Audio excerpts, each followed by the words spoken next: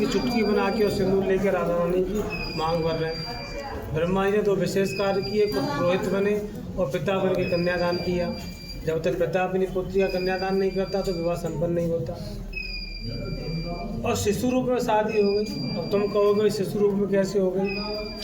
क्योंकि गर्ग संहिता बृहदारण्यक पुराण कहता है, मैं नहीं कह रहा, कि बाल रूप में जब नंद बाबा के साथ गौचारण के लिए भांडीवन में आए, लाने वाले प्रभु हैं। मुझे पता है कि आज मैं भांडीवन जाऊंगा, मुझे राधा रानी से मिलना और शादी करनी है।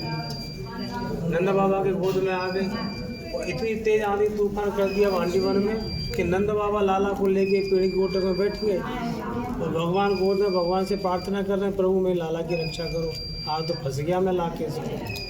राधा रानी स्वयं प्रकट हुई है और राधा रानी ने नंद बाबा से ना कोई विनती करी ना कोई प्रार्थना करी, उस बारिश से बचाने के लिए अपनी गोद में छुपा लिया है। जैसे ही स्पर्श किया भाई किशोरी जी ने तो नवरत्न मंडप में जुगल किशोर बन गए। 9 रत्नों से श्रृंगार किया, 1000 खम्भों का मंडप बना के और अपने बराबर का करके दूल्हा बना के तब शादी की। ब्रह्मा जी ने 68,000 वर्ष तपस्या की थी। उनको पता था कि आज मेरा मौका आ गया। आकाश मार्ग से जा रहे हैं और दोनों की राधा कृष्ण की जोड़ा जोड़ी को देख के बड़े प्रसन्न हो गए। प्रभु से प्रार्थना करने लगे, प्रभु मैं आपकी शादी भांडीवन में कराना चाहता हूँ। तो ब्रह्मा जी द्वारा शादी होगी तो राधा जी ने प्रश्न कर लिया था प्रभु से कि प्रभु मेरी शादी तो हो गई, ब्रह्मा जी द्वारा कन्यादान हो गया। जब लोगों को पता चलेगा कि राधा कृष्ण की शादी भांडीवन में हुई है तो बड़ी भीड़ इकट्ठी हो जाएगी। यहाँ के ब्रजवासियों को, यहाँ के लोगों को बड़ा कष्ट होगा। तो भगवान ने इस भांडीवन को गुप्त बंद कर दिया और राधा जी से कह दिया कि राधा जी मेरा भक्त पूरे ब्रजमंडल के दर्शन करके अपने घर को प्रस्थान कर जाएगा, मैं उसके ऊपर कृपा नहीं करूँगा। मैं उसी भक्त को, उसी जीव को यहाँ भांडीवन में प्रवेश करने दूंगा जो मेरी और आपकी शादी के समय बाराती बन के साक्षी रहा होगा, किसी न किसी रूप में शामिल रहा होगा। मैं उसी भक्त को यहाँ भांडीवन में प्रवेश करने दूंगा। तो 5,500 वर्ष पहले आप थे उस शादी में, चाहे किसी न किसी रूप में रहे सही, ग्वाल बाल सखी सखा पेड़ पौधा पशु पक्षी, तो आप उस शादी के साक्षी हैं। तीसरी लीला, जैसे आप इस कैंपस से बाहर उतरेंगे तो बगल में आपको भांडी कूप के दर्शन होंगे, कुआ के, जिसको बेड़ू कूप कहते हैं। यहाँ भगवान ने अपनी बंसी से प्रकट किया।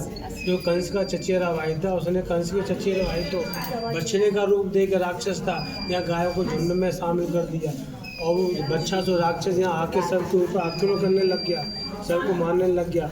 तो भगवान ने उस गाय की बछड़ी की हत्या कर दी। तो भगवान के ऊपर गाय की बछड़ी की हत्या का दोष लग गया था।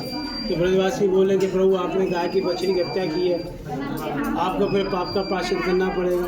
तो भगवान बोले भाई मैं तो एक राक्षस का वध किया है कि नहीं, आप पूरे तीर्थ स्नान करो, 12 गाँव जाके भिक्षा मांगो। तो भगवान ने यहाँ के ब्रजवासियों से भिक्षा मांग के खाई है। तो यहाँ छाछ का, मधुकरी का बड़ा विशेष महत्व है। माता जी लेके बैठी है और सारे तीर्थ स्नान करने नहीं गए, सारे तीर्थों को ये बुला लिया, अपनी बंसी से एक छोटी सी कुंडी बना ली, स्पर्श किया, वहीं बैठ गए। सारे तीर्थ अपने कलश के माध्यम से आए और भगवान श्री कृष्ण का स्नान कराया। सारे तीर्थों ने उस पाप से मुक्त किया है। तो हर सोमवार के दिन जो सोमती अमावस्या आती है, यहाँ बहुत विशाल मेला लगता, पर्व पड़ता है। उस पर्व वाले दिन इस कुएं का जल हल्के दूध में परिवर्तन हो जाता है, हल्का दूध हो जाता है। और वो माता बहनें उस पर्व वाले दिन कुआ के बगल में 2 कुंडियाँ बनी हुई हैं छोटी छोटी, उसमें स्नान करने से उनकी मनोकामना पूरी हो जाती है। जिनके बच्चों की शादी में अड़चने आती है या जिनके बच्चे होके मर जाते हैं, गर्भ खंडित हो जाते हैं, तो उस पर्व वाले दिन स्नान करने से उनकी मनोकामना पूरी हो जाती है। ये भगवान राधा कृष्ण विवाह के लिए साड़ी श्रृंगार कन्यादान की भेंट 251 रुपये है। अगर आपकी इच्छा है तो आपके नाम और गोत्र से चढ़ा दी जाएगी, राधा जी को पहना दी जाएगी।